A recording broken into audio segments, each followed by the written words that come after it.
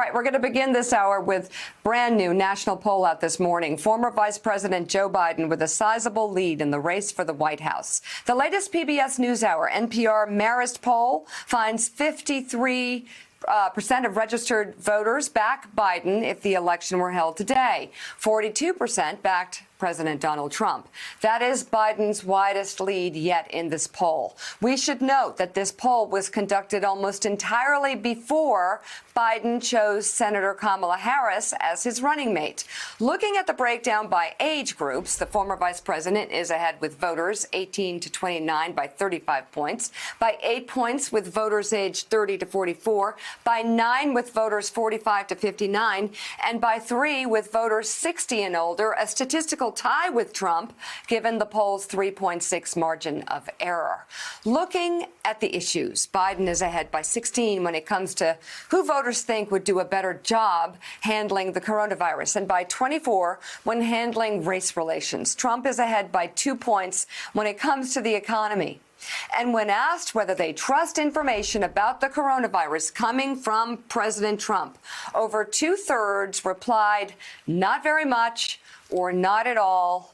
And what I want to understand is who is the 1/3. Donnie, help me out here. I'm dead serious.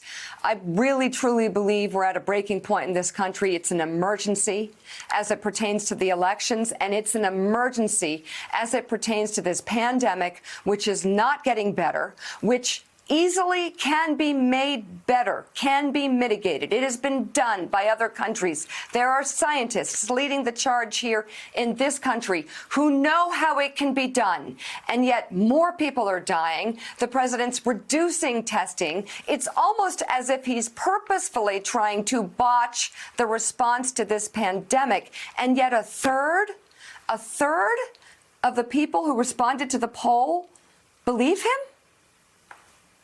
I have no explanation for that. But one thing I would like to pick up on is what you called an emergency. Remember growing up, your TV would come on and go, beep, this is not an emergency. This is a test. Had it been a real emergency? We are in a real emergency. I just want to read you a couple of poll numbers that just will tell you everything. Fox poll, twice as many Democrats, 41 to 20, plan on voting absentee ballots versus mail-in ballots. Conversely, 45% of Republicans plan to vote in person. In Wisconsin, get this one, when people who are you voting by mail, 81% are going to vote for Biden versus 14% for Trump. This is an emergency. The things that our grandparents, our great-grandparents died for, our democracy is in play.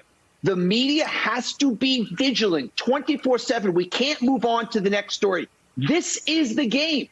This is it. Yeah. Every interview with every Republican congressman, every Republican senator has got to ask them about this.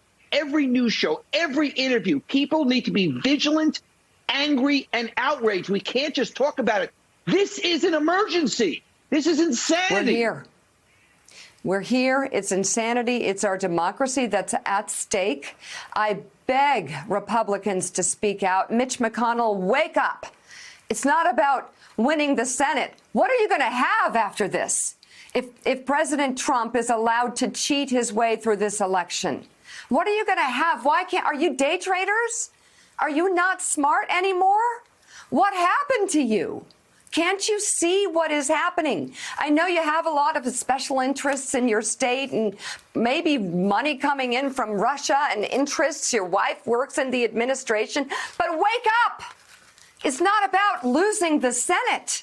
We're losing much more than the Senate if you allow this president to cheat his way. He has told you that he is trying to do it. And Susan Del Percio, you can be sure that you will never see me on Fifth Avenue, ever, because he has said he could shoot someone on Fifth Avenue. I believe him. He has told us about trying to get dirt from a political rival, from a foreign leader. We have seen him. It has happened. He doesn't care. He says the crime that he's going to commit, the corruption that he's going to hand out to the American people, and then he does it. What is the response supposed to be? And I ask for you to appeal to members of his administration, those who still have a brain, those who aren't somehow brainwashed by the cult leader, or those who aren't such stooges and so interested in their own special interests and the money they might make somehow that they could care for 1 second about this country.